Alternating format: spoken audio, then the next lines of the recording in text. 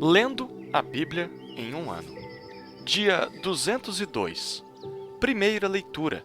Segundo Crônicas, capítulo 4, versículo 1, ao capítulo 6, versículo 11. Salomão também fez um altar de bronze de 9 metros de comprimento, 9 metros de largura e 4 metros e meio de altura. Fez também o mar de fundição, redondo, de 4 metros e meio de uma borda até a outra borda e de 2 metros e 20 de altura. E a medida da circunferência correspondia a um fio de 13 metros e meio. Por baixo da sua borda, ao redor, havia figuras de touros, 10 a cada meio metro. Estavam em 2 fileiras e foram fundidas quando se fundiu o mar de fundição. O mar de fundição se apoiava sobre 12 touros de bronze. 3 olhavam para o norte, 3 para o oeste, 3 para o sul e 3 para o leste. O mar de fundição se apoiava sobre eles, cujas partes posteriores convergiam para dentro. A grossura das paredes desse mar era de 4 dedos, e a sua borda, como borda de copo, era como uma flor de lírio. Nele cabiam cerca de 60.000 litros. Também fez 10 pias, e pôs 5 à direita e 5 à esquerda. Nelas era lavado tudo o que se usava nos holocaustos. O mar de fundição, porém, era para que os sacerdotes se lavassem nele. Fez também 10 candelabros de ouro, segundo havia sido ordenado, e os pôs no templo, 5 à direita e 5 à esquerda. Também fez 10 mesas, e as pôs no templo, 5 à direita e 5 à esquerda. Também fez 100 bacias de ouro. Fez mais o pátio dos sacerdotes e o pátio grande, bem como as portas deles, as quais revestiu de bronze, e pôs o mar de fundição ao lado direito, para o lado sudeste. Depois, Hirão fez as panelas, as pás e as bacias. E assim, ele terminou de fazer a obra para o rei Salomão, para a casa de Deus. As 2 colunas, os 2 capitéis redondos que estavam no alto das 2 colunas, as 2 redes, para cobrirem os 2 capitéis redondos que estavam no alto das colunas, as 400 romãs para as 2 redes, isto é, 2 fileiras de romãs para cada rede, para cobrirem os 2 capitéis redondos que estavam no alto das colunas. Fez também os suportes e as pias sobre eles, o mar de fundição com os 12 touros por baixo. Também as panelas, as pás, os garfos e todos os utensílios que Hirão-Abi fez para o rei Salomão para a casa do Senhor eram de bronze purificado. O rei os fez fundir em terra barrenta, na planície do Jordão, entre Sucote e Zeredá. Salomão fez todos estes objetos em grande abundância, não se verificando o peso do seu bronze. Salomão também mandou fazer todos os utensílios do santo lugar de Deus, o altar de ouro e as mesas sobre as quais estavam os pães da proposição, e os candelabros com as suas lâmpadas de ouro puro, para as acenderem diante do Santo dos Santos, conforme havia sido ordenado. As flores, as lâmpadas e as pinças eram do mais fino ouro. Também os apagadores, as bacias, as taças e os incensários eram de ouro finíssimo. Quanto à entrada da casa, as portas de dentro do Santo dos Santos e as portas do santo lugar do templo eram de ouro. Quando Salomão terminou toda a obra que fez para a casa do Senhor, trouxe as coisas que Davi, seu pai, havia dedicado, a prata, o ouro e todos os utensílios. Salomão pôs tudo isso entre os tesouros da casa de Deus.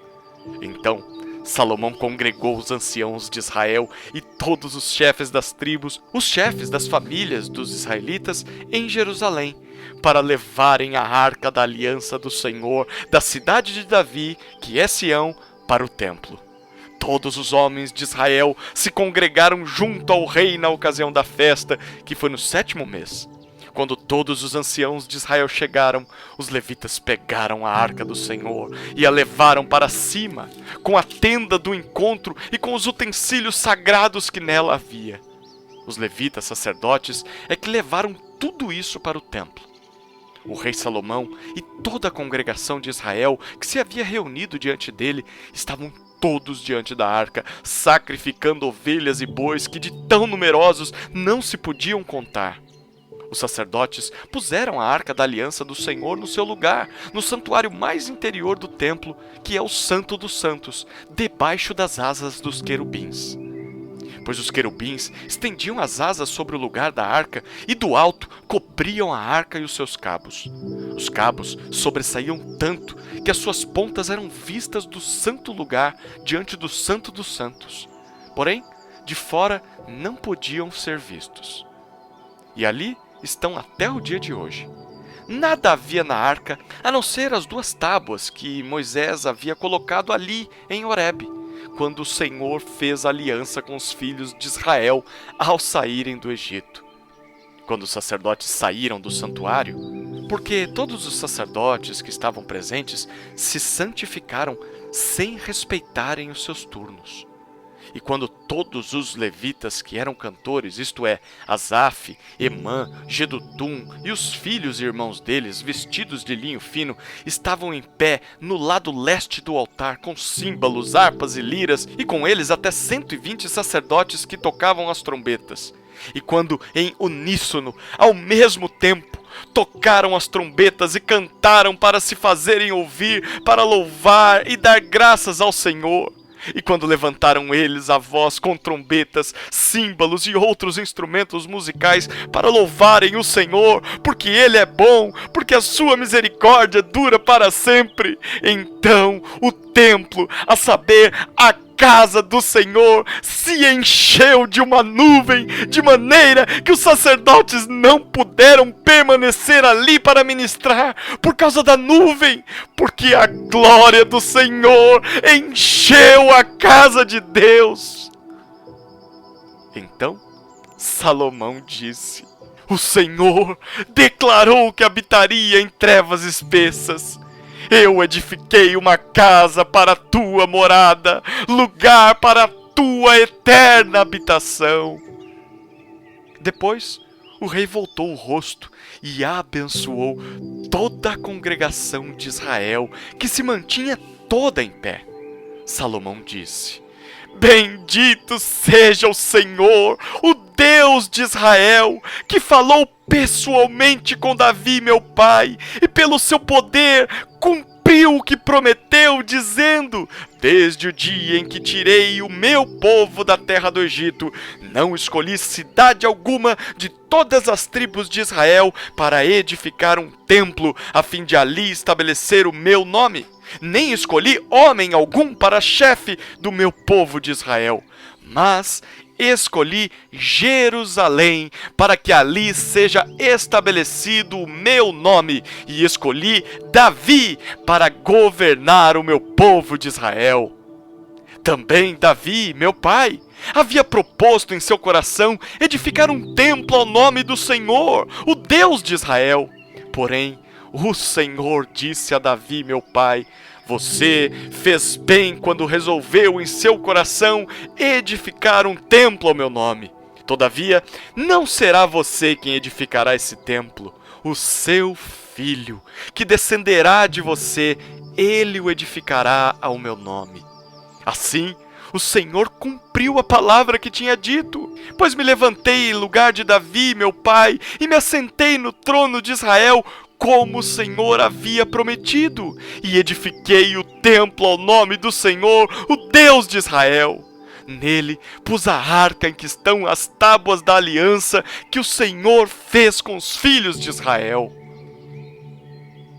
Segunda leitura. Romanos, capítulo 7, versículos 1 a 13. Ou vocês não sabem, irmãos, pois falo aos que conhecem a lei, que a lei tem domínio sobre uma pessoa apenas enquanto ela está viva? Por exemplo, a mulher casada está ligada pela lei a seu marido enquanto ele vive. Mas, se o marido morrer, ela ficará livre da lei conjugal, de modo que será considerada adúltera se, enquanto o marido estiver vivo, ela se unir com outro homem. Mas, se o marido morrer, ela estará livre da lei e não será adúltera se casar com outro homem. Assim, meus irmãos, também vocês morreram para a lei por meio do corpo de Cristo, para que pertençam a outro, a saber, àquele que ressuscitou dentre os mortos, a fim de que frutifiquemos para Deus. Porque, quando vivíamos segundo a carne, as paixões pecaminosas despertadas pela lei operavam em nossos membros, a fim de frutificarem para a morte. Agora, porém, estamos livres da lei, pois morremos para aquilo a que estávamos sujeitos, para que sirvamos da maneira nova, segundo o Espírito, e não da maneira antiga, segundo a letra. Que diremos então? Que a lei é pecado? De modo nenhum! Mas eu não teria conhecido o pecado, a não ser por meio da lei. Porque eu não teria conhecido a cobiça, se a lei não tivesse dito, não cobice. Mas o pecado, aproveitando a ocasião dada pelo mandamento, despertou em mim todo tipo de cobiça. Porque, sem lei, o pecado está morto. Houve um tempo em que, sem a lei, eu vivia. Mas, quando veio o mandamento, o pecado reviveu e eu morri. E verifiquei que o mandamento que me havia sido dado para a vida, esse se tornou mandamento para a morte. Porque o pecado, aproveitando a ocasião dada pelo mandamento, me enganou e por meio do mandamento me matou. Assim, a lei é santa e o mandamento é santo, justo e bom. Então, aquilo que é bom se tornou morte para mim? De modo nenhum. Pelo contrário, o pecado, para mostrar-se como pecado, por meio de uma coisa boa, causou-me a morte, a fim de que, pelo mandamento, o pecado mostrasse toda a sua força de pecado. Terceira leitura. Salmos, capítulo 17, versículos 1 a 15. Oração de Davi. Ouve, Senhor, a causa justa, atende o meu clamor, dá ouvidos à minha oração, pois ela não procede de lábios enganosos. Venha da tua presença o julgamento a meu respeito, os teus olhos veem com equidade.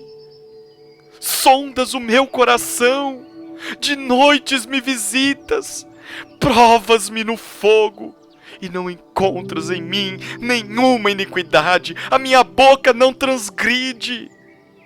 Quanto às obras humanas, pela palavra dos teus lábios, eu tenho me guardado dos caminhos do violento. Os meus passos se acostumaram às tuas veredas, os meus pés não resvalaram. Eu te invoco, ó Deus, pois tu me respondes. Inclina os ouvidos para mim e ouve as minhas palavras. Mostra as maravilhas da tua bondade, ó Salvador daqueles que à tua direita se refugiam dos seus adversários. Guarda-me como a menina dos olhos. Esconde-me à sombra das tuas asas. Protege-me dos perversos que me oprimem, dos inimigos que me assediam de morte. Insensíveis, eles cerram o coração e falam com lábios insolentes. Andam agora cercando os nossos passos e fixam em nós os olhos para nos derrubar. Parecem-se com o leão, ávido por sua presa, ou o leãozinho que espreita de emboscada. Levanta-te, Senhor, enfrenta-os e arrasa-os. Com a tua espada livra minha alma do ímpio. Com a tua mão, Senhor, livra-me dos homens deste mundo, cuja porção é desta vida e cujo ventre tu enches com os teus tesouros, os quais se fartam de filhos e o que lhes sobra deixam aos seus pequeninos. Eu, porém, na justiça contemplarei a tua face. Quando acordar, me satisfarei com a tua semelhança. Quarta leitura. Provérbios, capítulo 19, versículos 22 e 23. O que torna alguém agradável é a sua misericórdia. O pobre é preferível ao mentiroso. O temor do Senhor conduz à vida. Aquele que o tem ficará satisfeito e mal nenhum o visitará.